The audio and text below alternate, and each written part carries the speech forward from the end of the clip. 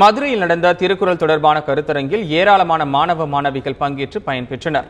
உலக தமிழ்ச்சங்க கட்டிடத்தில் உலக பொதுமறை நூலான திருக்குறள் குறித்த கருத்தரங்கத்தை தமிழ் வளர்ச்சித்துறை துணை இயக்குநர் பசும்பொன் வரவேற்புரையாற்றி தொடங்கி வைத்தார்.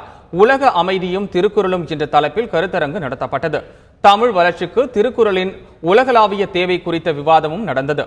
சீன கவிஞர் யூசியின் திருக்குறள் மொழிபெயர்ப்பு குறித்து சான்றோர்கள் விளக்கம் அளித்தனர்.